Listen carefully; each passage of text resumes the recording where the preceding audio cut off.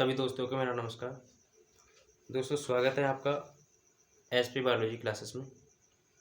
दोस्तों पिछले वीडियो में हमने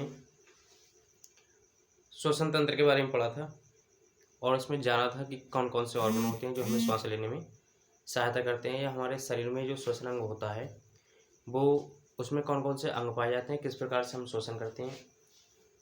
ठीक है, तो इन सभी चीज़ों के बारे में हमने उसमें पढ़ा था। अब श्वसन तंत्र जो हमने पढ़ा था उसमें से उसका कुछ भाग जो है अभी थोड़ा बाकी है, उसको भी पढ़ लेते हैं। उसके बाद वो जो टॉपिक है एंड हो जाएगा और हम उसके बाद क्या करेंगे, नया टॉपिक स्टार्ट करेंगे। ठीक है, तो देखते हैं क्या क्या भाग रह गए थे उसके, उसको पढ़ लेते हैं।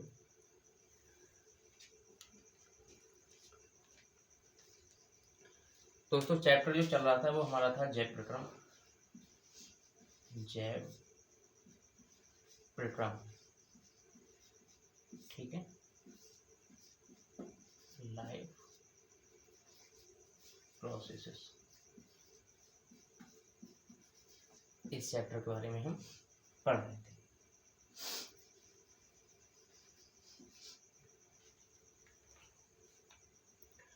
श्वसन तंत्र में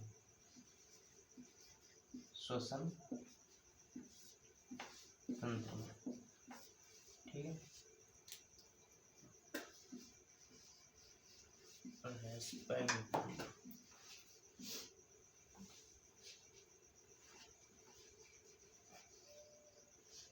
सिस्टम। तो श्वसन तंत्र के बारे में हम पढ़ रहे थे और श्वसन तंत्र में जो हमारा सबसे पहला था, हम जानते हैं कि श्वसन होता क्या है। ठीक है, श्वसन कहते कैसे हैं। तो आपको बताया था कि जो हम वातावरण से वायु नाक के द्वारा लेते हैं और उस वायु में क्या होती हैं, कई प्रकार की गैसें होती हैं। तो ये गैसें क्या होती हैं, वायु में मिक्स होकर हमारे फेफड़ों तक जाती हैं और हमारे फेफड़े क्या करते हैं, उन सभी गैसों में से केवल वो ऑक्सीजन को ही अवशोषित करते हैं और बकाया जो गैस रह जाती हैं वो क्या होती हैं, जब हम सांस छोड़ते हैं तो सभी गैसें वो बाहर आ जाती हैं। तो इसी क्रिया को क्या कहते हैं, श्वसन कहते हैं। हमने पढ़ लिया था कि आंतरिक श्वसन क्या होता है, श्वसन के अंग क्या होते हैं, बाहरी श्वसन क्या होता है, इन सभी चीज़ों के बारे में जान लिया था। ठीक है, उसके बारे में श्वसन का ही कुछ भाग है। ठीक है, तो उसको हम पढ़ते हैं। नंबर 1, ऑक्सी श्वसन।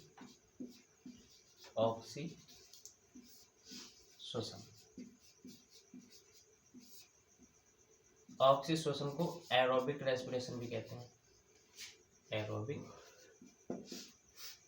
रेस्पिरेशन ये भी श्वसन का ही भाग है। एरोबिक रेस्पिरेशन या ऑक्सी श्वसन इसे इसलिए कहते हैं क्योंकि इस प्रकार का जो श्वसन होता है वो ऑक्सीजन की उपस्थिति में होता है।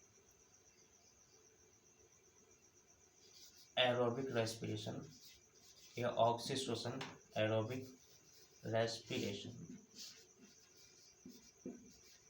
किसकी उपस्थिति में होता है, ऑक्सीजन की प्रेजेंस में होता है या उपस्थिति में होता है, उपस्थिति में होता है। तो इस प्रकार के रेस्पिरेशन को या इस प्रकार के श्वसन को हम क्या कहते हैं, एरोबिक रेस्पिरेशन कहते हैं, क्योंकि ये किसकी उपस्थिति में होता है, ऑक्सीजन की उपस्थिति में होता है, इसलिए इसे क्या कहते हैं, एरोबिक रेस्पिरेशन कहते हैं। ठीक है, तो इस क्रिया में क्या क्या बनता है, देखिए ऑक्सीजन की उपस्थिति में होता है। ठीक है, तो इसमें ऑक्सीजन प्लस ग्लूकोज ये दोनों चीज़ें मिलकर कार्बन डाइऑक्साइड और जल का निर्माण करती हैं। उसके बाद उसमें एनर्जी का भी फॉर्मेशन होता है। तो देखते हैं इसमें रिएक्शन क्या है। ग्लूकोज C6H12O6 प्लस क्या होता है, ऑक्सीजन होता है। ठीक है, ये दोनों चीजें मिलकर किस किस का निर्माण करती हैं, जल का निर्माण करती हैं और कार्बन डाइऑक्साइड का निर्माण करती हैं। किसका निर्माण करती हैं, कार्बन डाइऑक्साइड का निर्माण,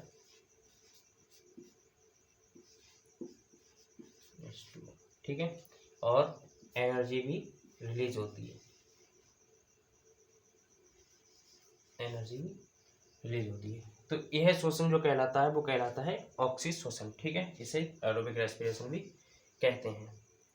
उसके बाद बात करते हैं जितने भी जो लिविंग ऑर्गेनिज्म होते हैं, जैसे ह्यूमन बींग्स हो गए, एनिमल्स हो गए, पेड़ पौधे हो गए, ये सभी कैसे श्वसन करते हैं, ऑक्सीश्वसन करते हैं। इसके बाद हम पढ़ते हैं अनऑक्सीश्वसन,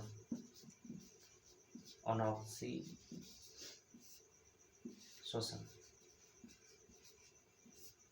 इसे एनारोबिक रेस्पिरेशन भी कहते हैं, एनारोबिक रेस्पिरेशन।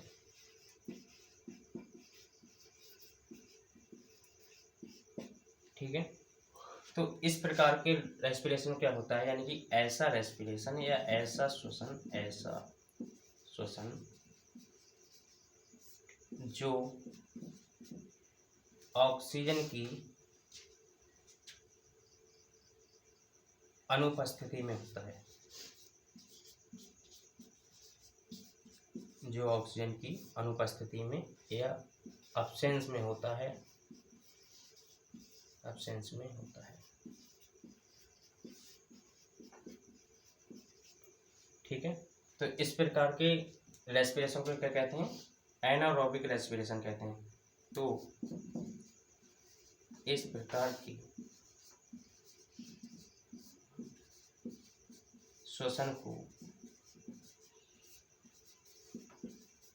अनऑक्सीश्वसन कहते हैं, अनऑक्सीश्वसन कहते हैं। क्यों? क्योंकि ये ऑक्सीजन की अब्सेंस में होता है, इसलिए। ठीक है, अनऑक्सीश्वसन कहते हैं। तो इसे क्या कहते हैं, अनऑक्सीश्वसन कहते हैं, क्योंकि ये ऑक्सीजन की अब्सेंस में होता है। ठीक है, इस क्रिया में दोस्तों एल्कोहल का फॉर्मेशन होता है, ठीक है, या लैक्टिक एसिड का भी इसमें फॉर्मेशन होता है।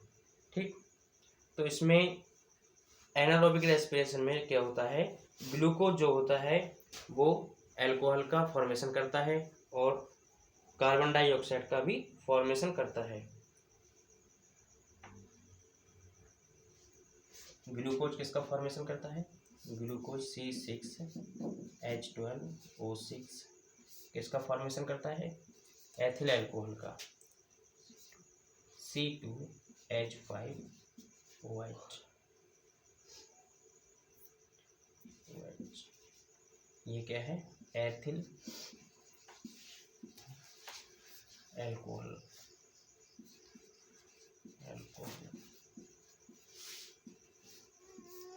प्लस किसका फॉर्मेशन होता है, कार्बन डाइऑक्साइड का, CO2। ठीक है, तो इनका फॉर्मेशन होता है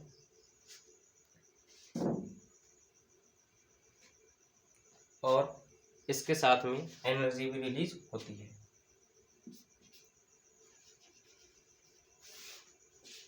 इसके साथ में एनर्जी भी रिलीज होती है। ठीक है, तो ऐसा श्वसन जो ऑक्सीजन की एब्सेंस में होता है, अनुपस्थिति में होता है, इस प्रकार के श्वसन को हम क्या कहते हैं, अनऑक्सीश्वसन कहते हैं। ठीक है, तो इस प्रकार के जो ऑक्सीश्वसन होता है, अनऑक्सीश्वसन जो होता है वो ईस्ट में होता है, ईस्ट देखो, ईस्ट जो होता है दोस्तों वो फर्मेंटेशन की क्रिया में भाग लेता है, फर्मेंटेशन की क्रिया करता है, किण्विकरण की क्रिया करता है, किण्विकरण। ठीक है, किण्विकरण एक ऐसी प्रक्रिया होती है जिसके द्वारा अल्कोहल का फॉर्मेशन किया जाता है। ठीक है, तो अल्कोहल का फॉर्मेशन किया कैसे जाता है, उसके कई सारे तरीके होते हैं। नॉर्मली जो तरीका होता है, कुछ लोगों का ये मानना होता है या कुछ लोग ऐसा भी करते हैं, जैसे जो गन्ना होता है, ठीक है, उसके जूस को निकाल कर वो कुछ दिनों के लिए रख देते हैं।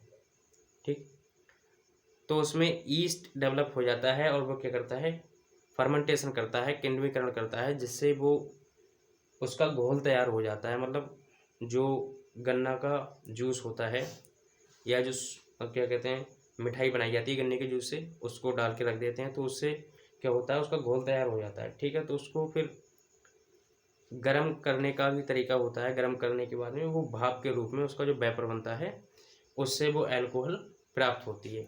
ठीक है, तो ईस्ट का प्रयोग किस लिए किया जाता है, अल्कोहल को बनाने में ईस्ट का प्रयोग किया जाता है। ठीक है। तो दोस्तों हमारा जो श्वसन का टॉपिक था वो आज एंड हो गया। इसके बाद में हम न्यू टॉपिक की शुरुआत करते हैं और उस टॉपिक का नाम है परिवहन। ठीक है, ट्रांसपोर्टेशन भी कहते हैं उसे। ठीक, न्यू टॉपिक स्टार्ट करते हैं।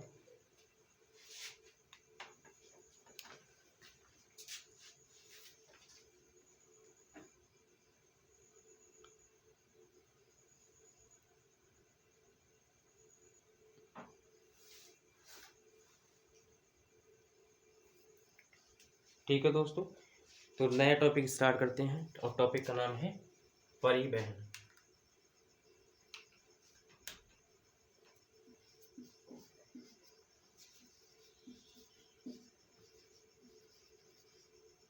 परिवहन, इसे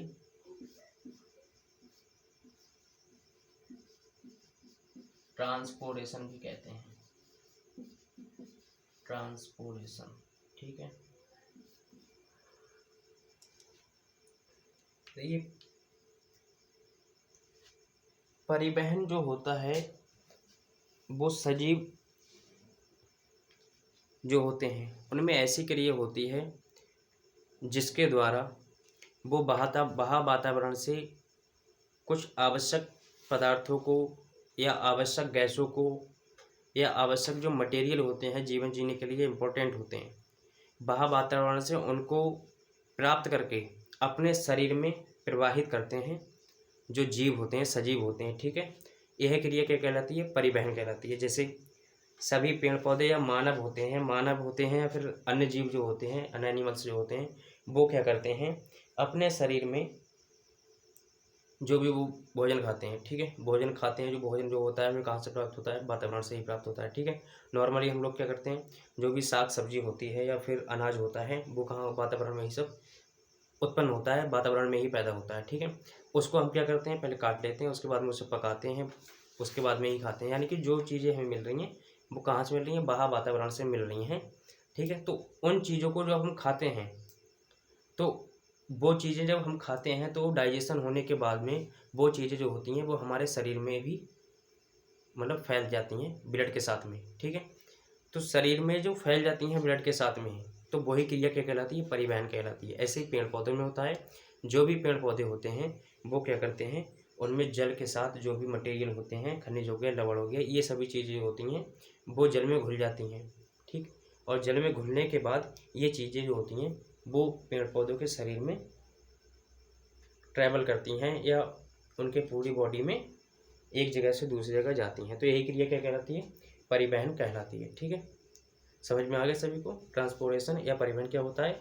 ऐसी क्रिया जिसके द्वारा जीव जंतुओं के शरीर में भोज्य पदार्थ, गैसें आदि जो होती हैं वो एक जगह से दूसरी जगह जाती हैं। ठीक है, यानी कि शरीर के अंगों तक, दूसरे अंगों तक जाती हैं। एक क्रिया क्या कहलाती है? परिवहन कहलाती है।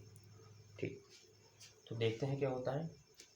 परिवहन एक ऐसी क्रिया होती है, परिवहन एक ऐसी क्रिया होती है, एक ऐसी क्रिया होती है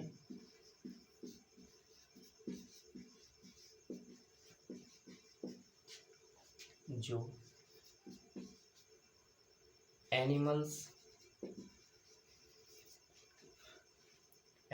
तथा प्लांट के लिए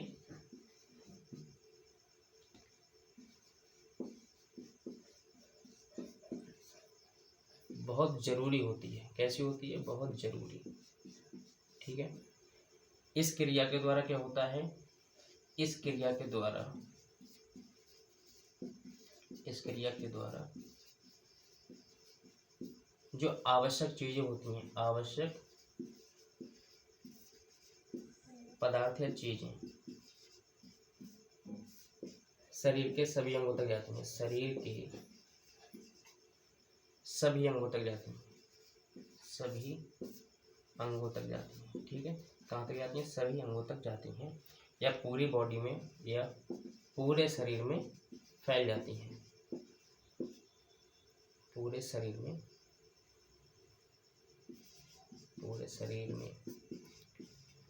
फैल जाती हैं। ठीक है, तो यही क्रिया क्या कहलाती है?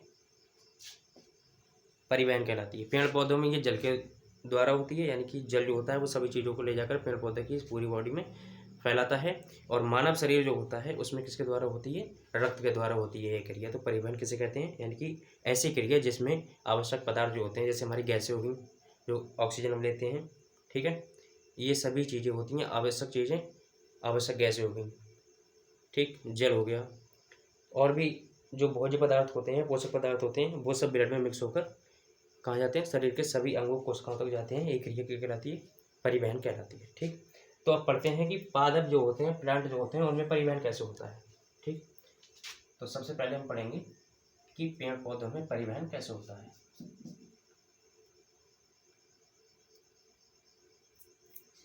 प्लांट में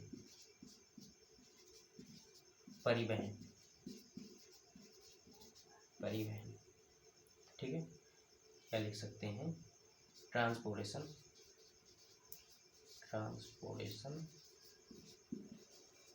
इन प्लांट। ठीक दोस्तों, पेड़ पौधे जो होते हैं उनमें परिवहन जो होता है वो बहुत आवश्यक होता है। इसलिए जैसे मानव का जो शरीर होता है उसमें ब्लड को पंप करने के लिए हृदय होता है, लेकिन पेड़ पौधे में ऐसा कुछ नहीं होता कि उनमें पानी है तो पानी को पंप करने के लिए उनमें कोई एक्स्ट्रा ऑर्गन लगा हो, ऐसा कुछ नहीं है।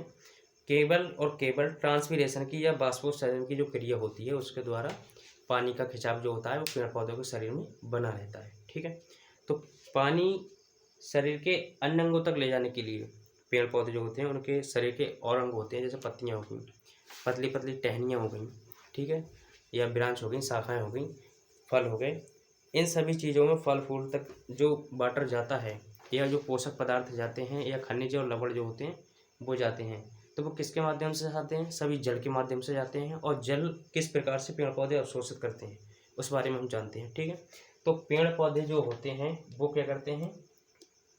वो जड़ों के द्वारा जल को अवशोषित करते हैं। ठीक है, स्ट्रक्चर की सहायता से देखते हैं।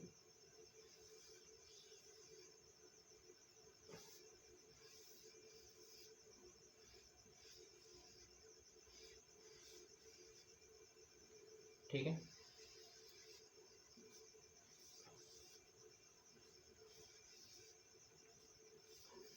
ये कोई पौधा है,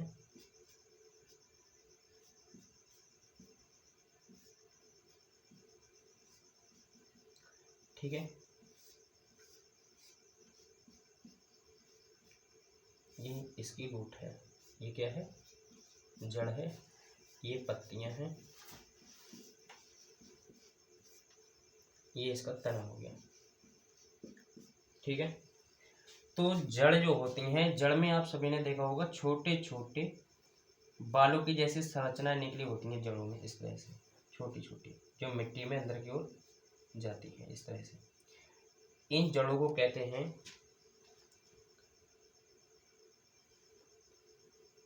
रूट हेयर,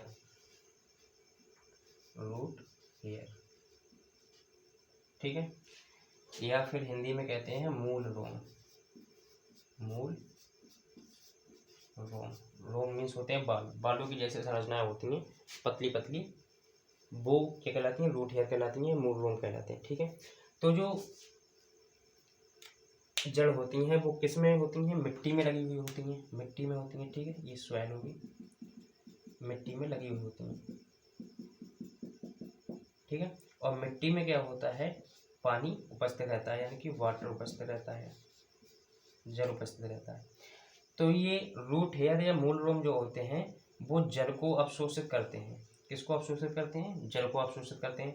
और ये जल जो होता है वो जड़ों के माध्यम से कहाँ तक पहुँचता है? तनों में जाता है, तनों से पत्तियों में जाता है, और पत्तियों से जो फूल वगैरह होते हैं फ्लावर में, प्लांट में जो फूल होते हैं वहाँ तक पहुँच जाता है, या प्लांट के जो लास्ट भाग होते हैं वहाँ तक ये जल पहुँच जाता है।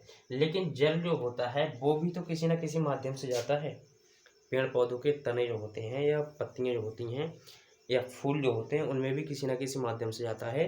तो पेड़ पौधों को तने में, जड़ों में, ठीक है, एक संरचना पाई जाती है जिसे हम जाइलम कहते हैं। क्या कहते हैं? जाइलम कहते हैं।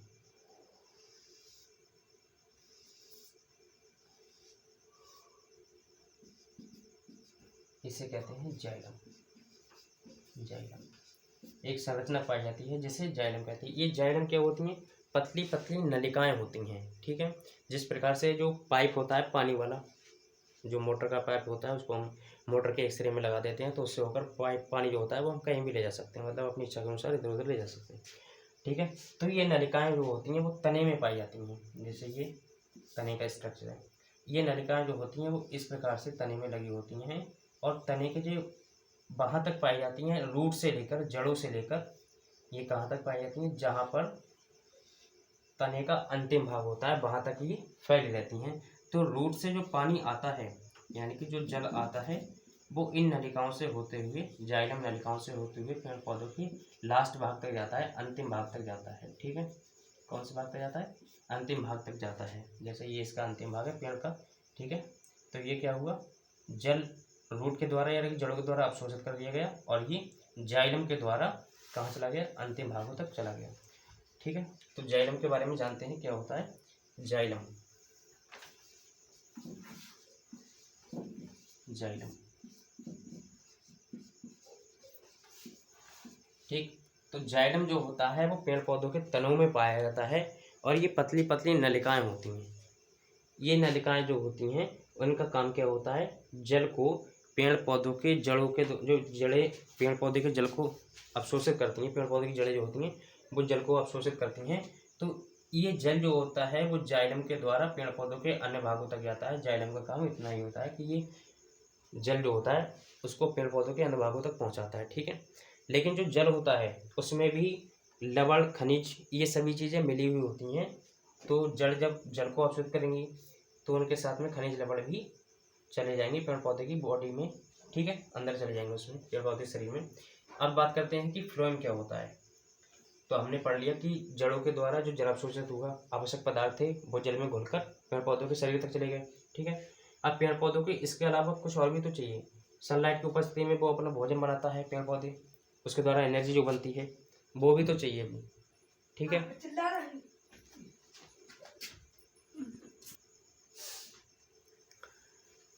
ठीक है, तो जाइलम का वर्ग जो होता है वो हमने समझ लिया क्या होता है। जाइलम का कार्य यही होता है कि ये जड़ों के द्वारा जो जल अवशोषित होता है वो पेड़ पौधों के अन्य भागों तक पहुंचाता है, ठीक है। अब एक चीज और है, जब सनलाइट पेड़ की पत्तियों को पड़ती है तो ये पेड़ की पत्तियां जो होती हैं वो ऊर्जा बनाने का काम करती हैं, यानी कि भोजन को बनाने का काम करती हैं, एनर्जी बनाती हैं, ठीक है। तो वो एनर्जी जो होती है वो पेड़ पौधों के अन्य भागों तक कैसे जाती है? केवल पत्तियों को किचन कहा जाता है पेड़ पौधों का, ठीक है। पत्तियों का काम क्या होता है? पत्तियों का काम ये होता है कि ये पेड़ पौधे के लिए भोजन बनाने का काम करती हैं, ठीक है। अब ये पेड़ पौधे को भोजन तो बनाती हैं, लेकिन वो भोजन किसके माध्यम से पेड़ पौधों के अन्य भागों तक जाता है? तो वो जाता है दोस्तों फ्लोएम के द्वारा, फ्लोएम के द्वारा, ठीक है। किसके द्वारा जाता है? फ्लोएम के द्वारा। ये जो भोजन बनाया जाता है पेड़ पौधे की पत्तियों के द्वारा, वो किसके द्वारा जाता है? पेड़ पौधे के अन्य भागों में फ्लोएम के द्वारा जाता है, ठीक है। तो सीधे सीधे हम इस तरह से समझ लेंगे कि जाइलम का काम होता है जल को पेड़ पौधे अन्य भागों तक ले जाना पेड़ पौधों की, ठीक है। और फ्लोएम का काम होता है जो पेड़ पौधे की पत्तियों द्वारा ऊर्जा बनाई जाती है, एनर्जी का फॉर्मेशन किया जाता है या फूड का निर्माण किया जाता है, वो फ्लोएम के द्वारा पेड़ पौधों के अन्य भागों तक जाती है, ठीक है। अब लेकिन समझने वाली बात ये है, मैंने आपको बताया था कि थोड़ी देर पहले कि जो पेड़ पौधे होते हैं उनमें जल जो होता है वो किस माध्यम से एक जगह से दूसरी जगह जाता है। क्योंकि जल को ऐसा तो नहीं है कि किसी चीज़ से धक्का देकर ऊपर की ओर भेजा रहा है उसे, ऐसा कुछ नहीं होता है। लेकिन ये किस प्रकार से खिंचाव बना रहता है, एक दाब बना रहता है जिसके कारण, परासरण दाब बना रहता है जिसके कारण जल जो होता है वो जड़ों के द्वारा अवशोषित होते हुए पेड़ पौधों के जो लास्ट भाग होता है वहाँ तक पहुँचता है। तो इसका कारण ये होता है, पेड़ पौधे क्या करते हैं? बाष्पोत्सर्जन की क्रिया करते हैं। क्या करते हैं? बाष्पोत्सर्जन की क्रिया करते हैं पेड़ पौधे।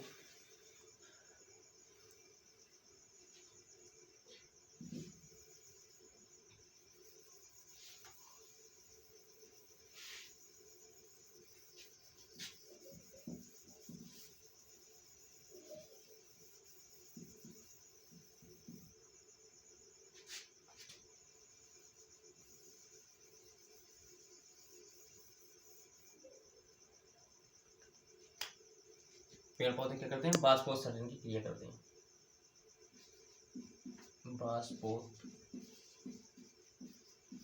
बाष्पोत्सर्जन की क्रिया करते हैं। ट्रांसपीरेशन की क्रिया करते हैं। ठीक है, तो बाष्पोत्सर्जन की एक ऐसी क्रिया होती है, यह क्रिया एक ऐसी क्रिया होती है जिसमें क्या होता है, जो जड़ों के द्वारा अवशोषित किया जाता है वो पत्तियों में आता है। ठीक है, जब सनलाइट निकलती है, जब सन की लाइट जब पत्तियों पर पड़ती है तो ये जल जो होता है वो बाष्प के रूप में बाहर निकलने लगता है पत्तियों से। किसके रूप में, बाष्प के रूप में, यानी कि भाप के रूप में। भाप के रूप में ये जल जो होता है वो भाप के रूप में बाहर निकलने लगता है। तो यही क्रिया क्या कहलाती है, बाष्पोत्सर्जन कहलाती है। जब जाहिर सी बात है कि जल लगातार अवशोषित हो रहा है, ठीक है, पत्तियों में जा रहा है, जब पत्तियों पर सनलाइट पड़ती है तो ये पत्तियां गर्म होती हैं और इसमें से जल जो होता है वो गर्म होकर भाप बन के बाहर निकलता है। तो ये जो होता है इस प्रकार से खिंचाव बना हुआ रहता है कि जल जो आ रहा है उसमें भाप बन रही है और वो निकलता जा रहा है, तो उतना ही प्रेशर इसमें बना रहता है, परासरण दाब जो होता है वो बना रहता है, जिसके कारण भाप बनती है, यानी कि सनलाइट की लाइट के द्वारा भाप बनती है। ये भाप बाहर निकल जाती है और प्रेशर बना रहता है, जिसकी वजह से सॉइल से वाटर जो होता है, यानी कि मिट्टी से जो मिट्टी होती है उससे वाटर जो होता है वो लगातार पेड़ पौधे जड़ों के द्वारा अवशोषित करते रहते हैं। ठीक है, तो बाष्पोत्सर्जन क्या होता है, पेड़ पौधों की पत्तियों के द्वारा जो जल जो होता है वो बाष्प के रूप में बाहर निकलता है, उसी को क्या कहते हैं, बाष्पोत्सर्जन कहते हैं। यह क्रिया बाष्पोत्सर्जन कहलाती है। ठीक है, तो बाष्पोत्सर्जन की जो क्रिया होती है वो पेड़ पौधों में स्टोमेटा पाए जाते हैं। पेड़ पौधों की जो पत्तियां होती हैं स्टोमेटा पाए जाते हैं। पेड़ पौधों की पत्तियां जो होती हैं उनमें स्टोमेटा पाए जाते हैं। स्टोमेटा पाए जाते हैं। ये स्टोमेटा क्या करते हैं, जब सनलाइट निकलती है या जब धूप होती है तो उस टाइम पे ये स्टोमेटा खुल जाते हैं और जल जो होता है वो भाप की फॉर्म में, यानी कि ये जो स्ट्रक्चर है ये स्टोमेटा का स्ट्रक्चर है। ठीक है,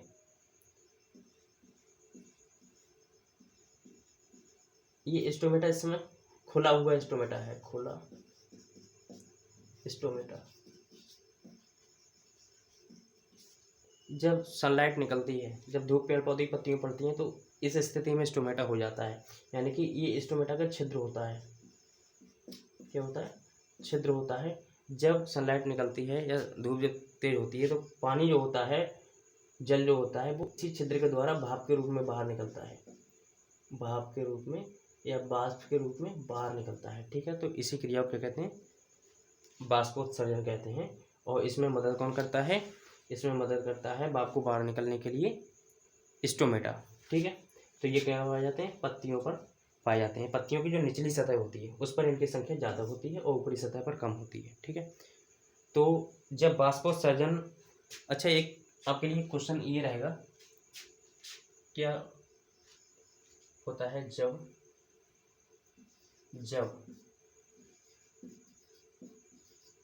बाष्पोत्सर्जन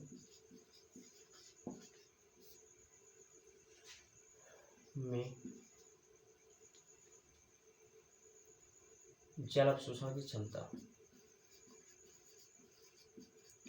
जल अवशोषण की क्षमता, शोषण की क्षमता ज़्यादा होती है, ज़्यादा होती है। बाष्पोत्सर्जन में जब जल अवशोषण की क्षमता ज़्यादा होती है तो उस समय बाष्प का जो रेट होगा, यानी कि जो भाप बनने की दर होगी वो कम होगी या ज़्यादा होगी, तो भाप की बनने की जो दर होगी वो ज़्यादा हो जाएगी, ज़्यादा हो जाएगी। बाष्पोत्सर्जन से जो जल होगा, बाष्पोत्सर्जन जब होगा, सनलाइट जब तेज होगी, ठीक है, तो क्या होगा, जल जो है वो ज़्यादा भाप बनेगा। ठीक है, तो वहाँ पे क्या होगा, जल के अवशोषण की जो क्षमता है वो ज़्यादा हो जाएगी, जल के जो जल अवशोषण की क्षमता है वो ज़्यादा हो जाएगी। ठीक है, जल अवशोषण की क्षमता ज़्यादा होगी तो क्या होगा, भाप बनने की क्षमता भी ज़्यादा हो जाएगी, भाप बनने की क्षमता भी ज़्यादा होगी, ज़्यादा होगी। अगर बाष्पोत्सर्जन का रेट कम हो, बाष्पोत्सर्जन का रेट कम हो तो जल अवशोषण की क्षमता भी जो होगी वो भी कम हो जाएगी, क्योंकि जब ट्रांसपिरेशन होगा नहीं, भाप कम बनेगी, तो जाहिर सी बात है पेड़ पौधे जल को कम ही अवशोषित करेंगे, ज़्यादा नहीं करेंगे। अगर ज़्यादा अवशोषित करते हैं तो ठंड के दिनों में ये होता है कि जब पेड़ पौधे जल को ज़्यादा अवशोषित कर लेते हैं, ठीक, तो जल जो होता है वो पत्तियों से बूंदों के रूप में बाहर आने लगता है, और उस क्रिया को कहते हैं बिंदु स्त्रावण या घटेशन कहते हैं। ठीक है,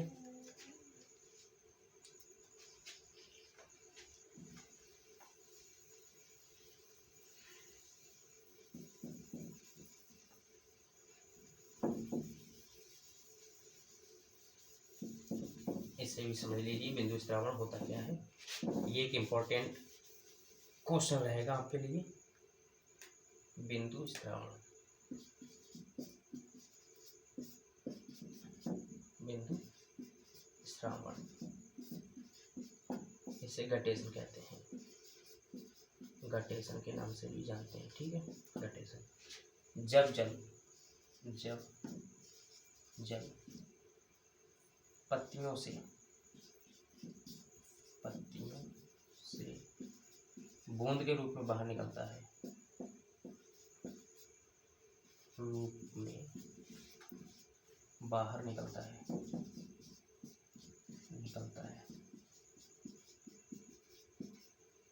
तो ये क्रिया घटेशन कहलाती है,